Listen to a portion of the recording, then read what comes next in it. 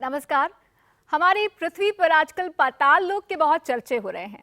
इस web series की बेशुमार कामयाबी के पीछे अगर इसकी कहानी का एक बहुत बड़ा रोल है जिसने लोगों को बांध के रखा है और लोगों ने बहुत चाव के साथ इसके सारे एपिसोड्स देखे हैं, उसके साथ साथ इसके कलाकारों की जानदार एक्टिंग का भी एक बहुत बड़ा हाथ है। और दो लीड कलाकार इस वक्त हमारे साथ आज इस शो में जुड़ रहे हैं, उनसे खास चर्चा करेंगे। हमारे साथ जयदीप अहलावत उर्फ इस वेब सीरीज के हीरो हाथीराम चौधरी जुड़ रहे हैं। बहुत बहुत स्वागत है आपका जयदीप। और अभिषेक बैनर्जी, जिन्होंने हथौड़ा त्यागी का किरदार बहुत ही नायाब तरीके से निभाया। अभिषेक, बहुत बहुत स्वागत है आपका भी हमारे साथ जुड़ने के लिए।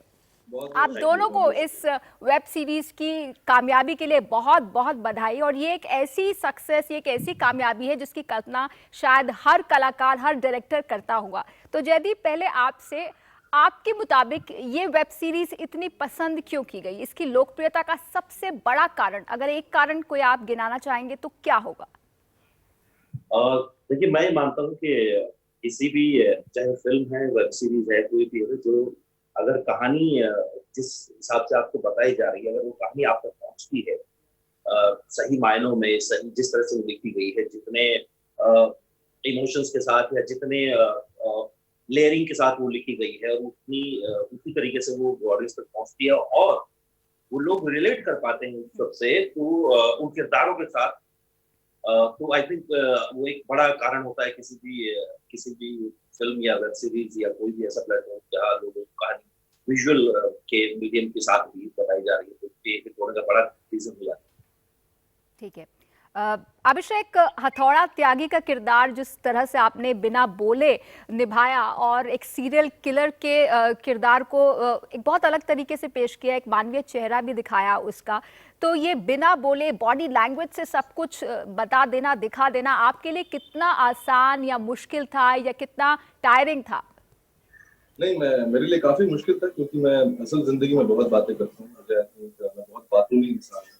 तो मेरे लिए बात ना करना, चुप रहना, कैरेक्टर के लिए मतलब अपने दोस्तों से सेट पे इंटरेक्ट ना करना, ये काफी मुश्किल था। लेकिन कहीं ना कहीं मुझे लगता है कि उस किरदार के कोर इमोशन को हम समझते हैं, जब हम समझते हैं कि किस तरह के दबाव से गुजरा है, तो आई थिंक वो दर्द लेकर ही मैं ये परफॉर्मेंस कर पाया। तो काफी मुश्किल था वो दर्द झेलना, काफी मुश्किल था उस तरह से मतलब बिना बोले एक तरह से उस कैरेक्टर को जो है एक रूप देना। लेकिन बहुत बहुत शुक्रगुजार हूँ कि लोगों ने, क्या बोलते हैं, उसकी साइलेंस को समझा, उसकी चुप्पी को समझा। जी। जयदीप, आपके इस रोल ने आपके अभिनय को, आपकी लोकप्रियता को एक नई बुलंदी दी है, शायद जिसका इंतजार आप बीते 10-12 सालों से कर रहे थे, जब से आप इंडस्ट्री में सक्रिय है। इंडस्ट्री के लोग इसे, अनुराग कश्यप ने इसे बेस्ट क्राइम थ्रिलर बताया है। तो आपके लिए ये अब क्या मायने रखती है? क्या आपको लगता है कि आपके करियर को एक नया आयाम मिलेगा इससे, या मिल गया है? जरूर, मेरा डेफिनेटली मानना है कि क्या होता है कि जब तक इस तरह किरदारों में एक्टर को आप देखते हो, तो आपको एक यकीन होता है कि उस तरह किरदार में आप उस एक्टर को बहुत अच्छे से समझ पाते हैं। But I think Hathiram Chaudhary एक ऐसा किरदार मिला है जिसमें ऐसा कोई रस नहीं है जो उसमें ना हो। जो हम बोलते हैं कि नौरस का जो एक कॉन्सेप्ट है, तो वो हर तरह के इमोशन की जर्नी से आपको लेके जाता है, और वो कुछ भी क्योंकि उससे निकल रहा है, और वो इतना एक आपके समाज के बीच का एक ऐसा इंसान है जो आप आसपास हमेशा देखते रहते हो। तो आई थिंक कहीं ना कहीं जो मुझे सब लगता है कि लोगों ने, मिडिल क्लास की छटपटाहट भी आपने दिखाने की कोशिश की है। एक पुलिस वाले के अलग अलग चेहरे, उसकी साहस, उसकी जी जी जी, मजबूरी, जैसे आपने वो कहा ना कि निलंबित हो मैं जाता उसका है, इंतजार बहुत कर सारे रहा था कि नहीं शेड्स हैं कर इस रहा था। कैरेक्टर में।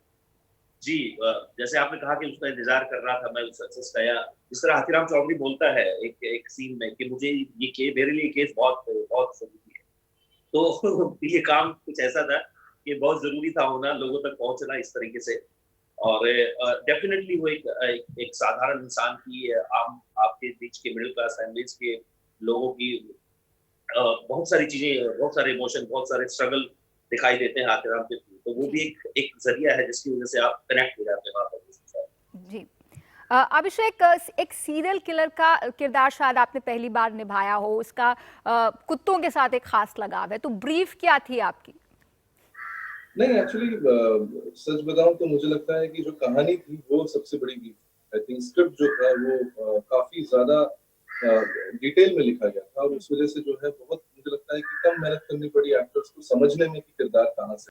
मेरे लिए बहुत जरूरी था विशाल त्यागी को समझना, ना कि हथौड़ा त्यागी को समझना। मेरे लिए बहुत जरूरी था कि उसके उसके स्थिति को समझूं, वो किस किस जगह से आता है, किन किन किन कंडीशंस के बीच में रहा है, पला बड़ा है। और तो वो मेरे लिए बहुत ही मतलब एक तरह से सामाजिक तौर पर मुझे उस कहानी को समझना बहुत जरूरी था। सामाजिक तौर पर उस कैरेक्टर को समझना बहुत जरूरी था।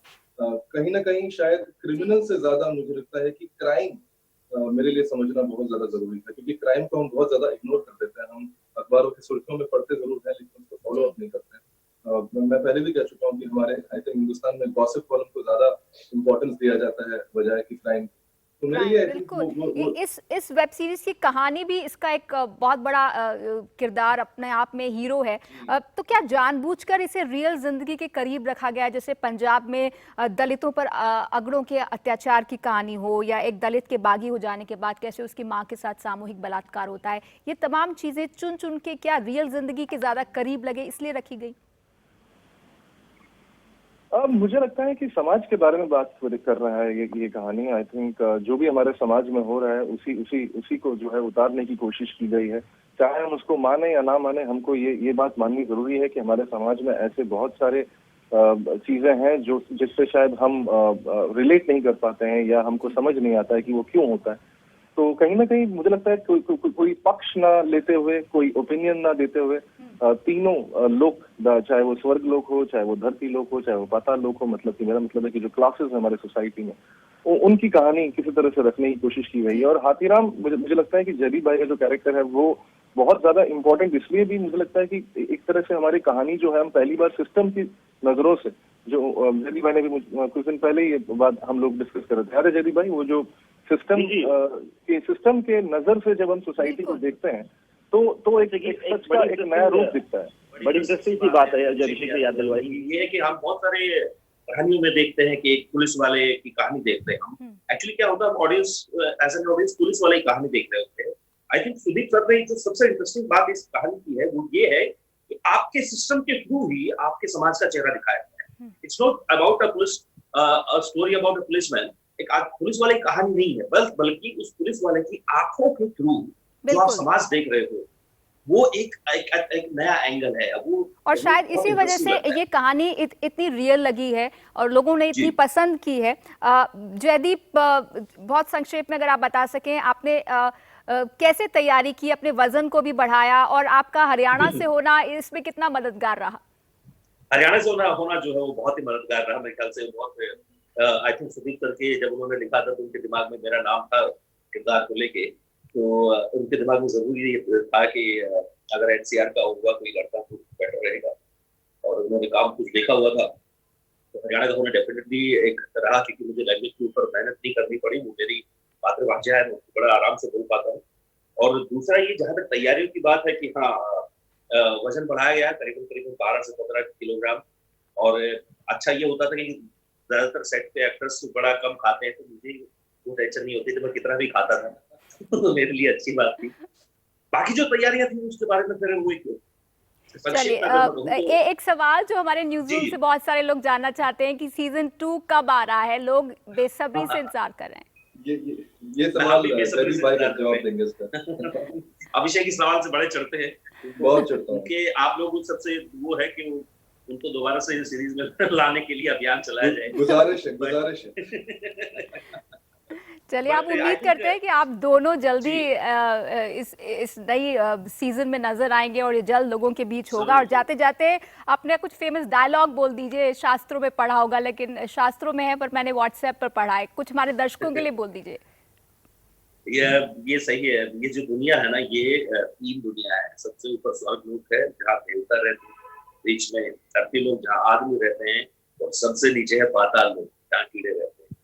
वैसे तो ये सब शास्त्रों में लिखा हुआ है, पर मैंने व्हाट्सएप बहुत बहुत शुक्रिया हमारे साथ जुड़ने के लिए और हमारे साथ अपने अनुभव को साझा करने के लिए। आप दोनों के काम को बहुत पसंद किया गया। हम उम्मीद करते हैं कि सीजन 2 भी जल्दी आएगा और आप ऐसे ही बढ़िया काम करते रहें, दर्शकों का मनोरंजन करते रहें। बहुत बहुत धन्यवाद।